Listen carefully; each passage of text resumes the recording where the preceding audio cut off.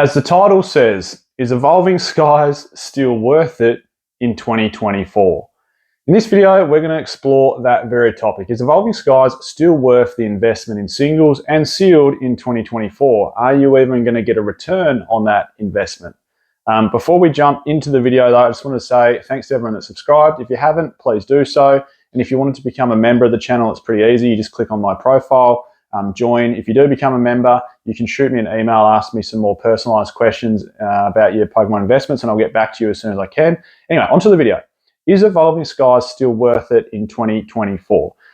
I think the plan of attack with this video, and I'm going off a bit of a whim here on this one, is we're going to talk about almost, I suppose, a bit of a essay structure. We're going to look at maybe some positives and some negatives with Evolving Skies, and then at the end come up with some sort of conclusion for Evolving Skies and whether or not we should actually invest in it. So I suppose to get the monkey off the back to start off with, in an essay, you'd always present some sort of your argument at the start. And my argument at the start is that Evolving Skies is a weird one.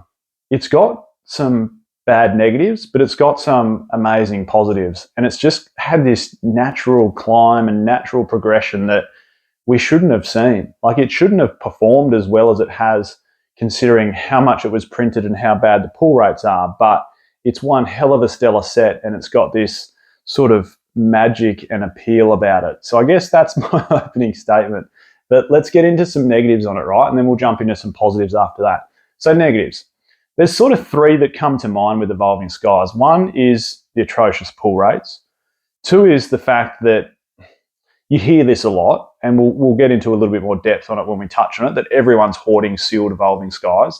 And the third one is that it's got massive PSA pop reports. So let's sort of delve into those 3 points a little bit closer. The first one being pull rates and atrocious.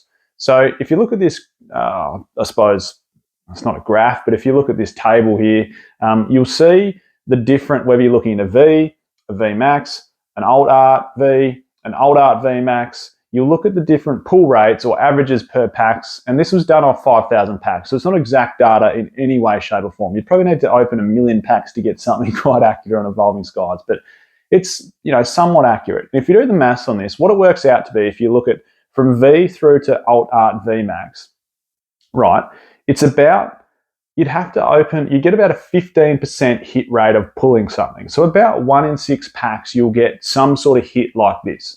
Okay, you still got your regular hollows and your reverse hollow in each pack, but to get a V or better, you're gonna have to open 1 in 6 packs. And that's why people can open a full booster box and only get, 5 to 10 hits inside there. The math should say really you get sort of 6 to 8 Vs or better.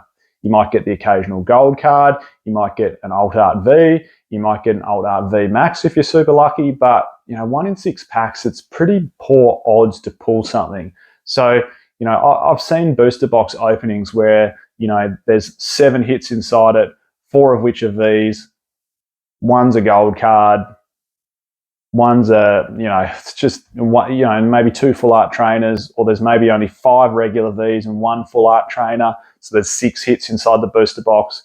So there's been some atrocious ones. And then, of course, there's the fun or the gamble of pulling that amazing V Max out of it.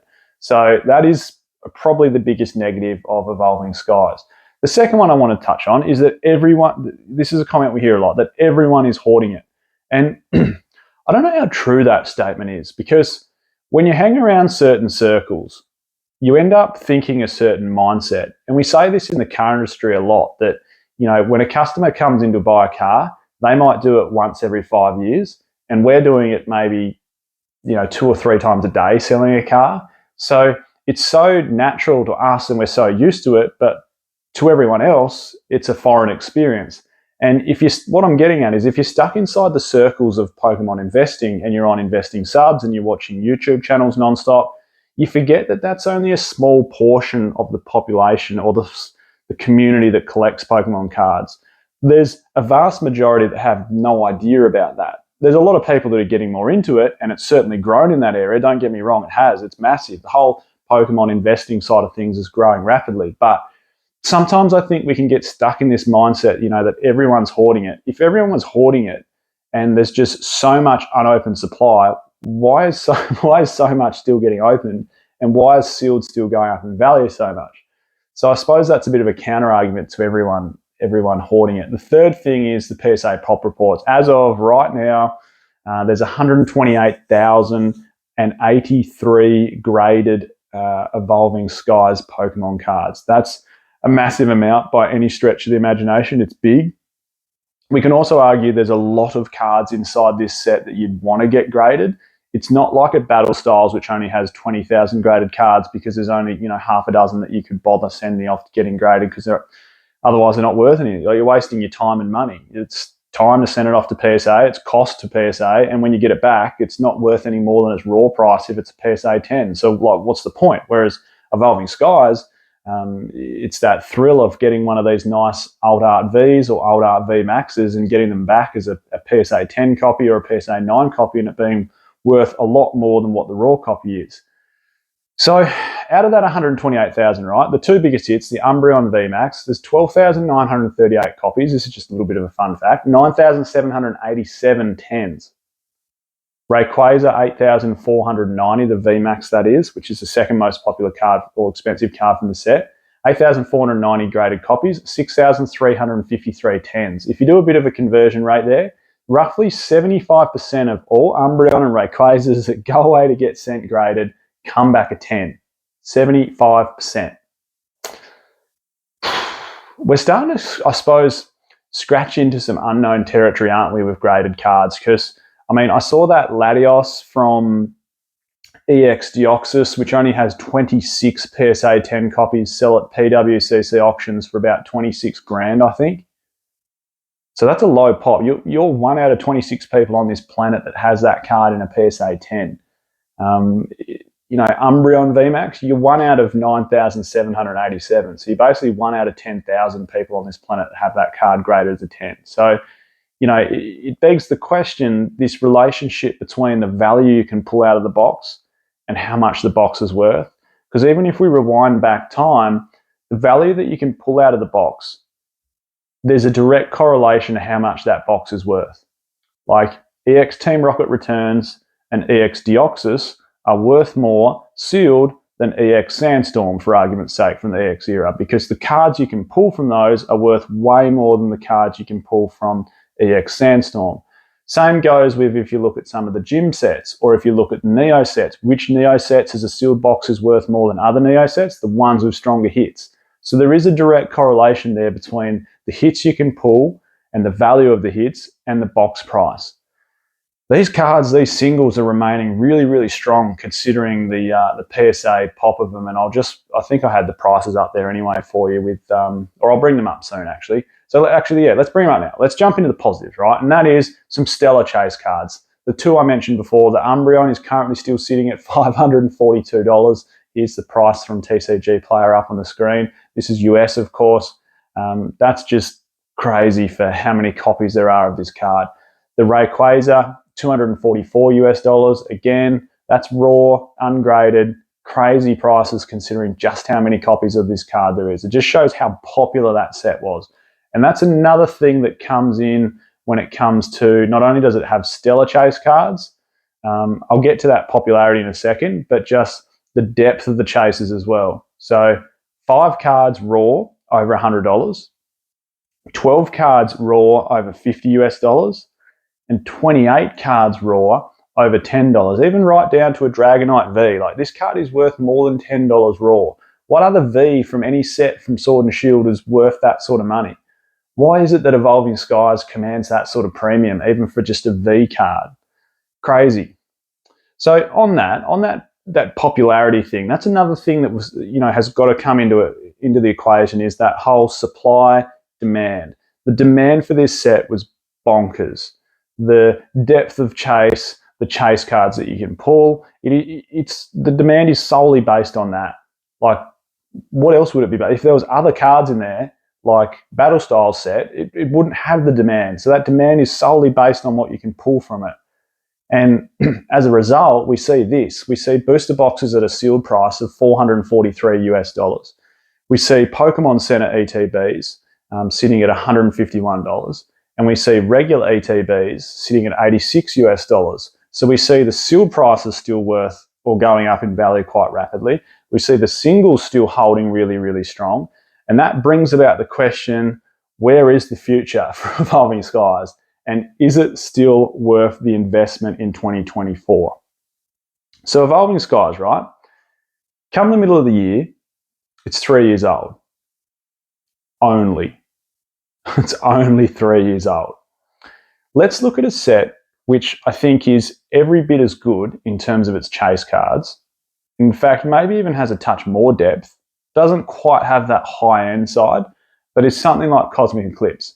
So when Cosmic Eclipse was 3 years old, if we rewind back to 2022, so that set came out sort of mid to late 2019. So if we fast forward, and rewind our time, but fast forward from 2019 to mid to late 2022, that's when Cosmic was 3 years old. And Cosmic box prices in late 2022 was actually at a similar place to what Evolving Skies is at. Like, you could buy one down here in Australia for about $600, $650. And I've just gone through sold listings on eBay right now for Evolving Skies. Current listings on eBay in Australia are about $800 and $750, but sold listings are more like $650 to $700. And that rings true. You know, that equates to your low 400s, the 440 price that it currently is in the US. So that's the big question, right? So if we look at Cosmic Eclipse movement from late 2022 to now, it's taken another massive spike. And that's typically when sets take off. If you look at the trend line on a lot of Pokemon card sets, you'll see sort of some, release price, maybe a touch of a drop as something new comes out and more attention gets turned to it. And then you'll see supply of this set start to dry up. And after about 12 months, it'll start to uptick slowly. And then maybe at the 3 or 4 year mark, it'll start to take more of a rapid rise. If you could come with any consensus on some sort of curve line to what booster boxes perform at, that would sort of be where it's at. Whereas we look at Evolving Skies, and that's sort of and then all of a sudden at a very early point in time, gone bang and shot upwards really, really quick at sort of the 12 to 18 month mark, old mark. So does it have what I'm getting at is, does it have another massive bang in it like Cosmic Eclipse did? Is it printed way too much? Are the chase cards good enough? Is the demand for the set just too strong? Tough one to answer. If someone had a knife to my back, and I do have to come to some sort of conclusion, don't I?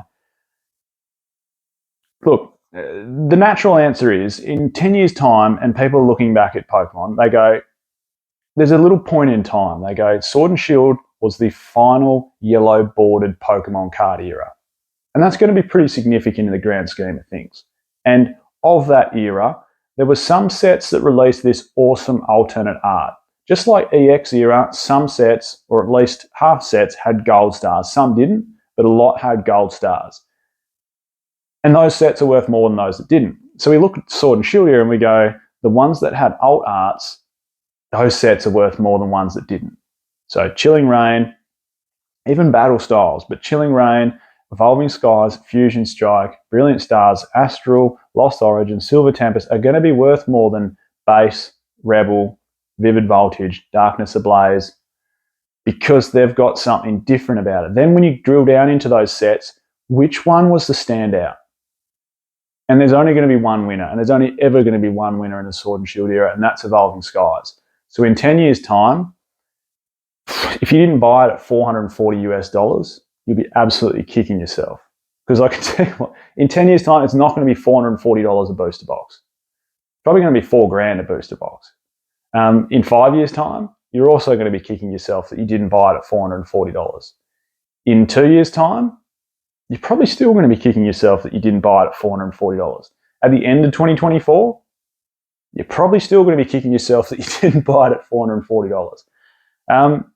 I've sort of filmed this off a whim. I've been, I wouldn't say talking out my backside, but I've just been talking out my thoughts on the set. I didn't really set out any conclusions set in stone, but I guess I've come to my own conclusion at the end of this video that $440 is a good price for Evolving Skies because it ain't going to get any cheaper. I'm Michael, this is Pokeoz. Catch everyone next time.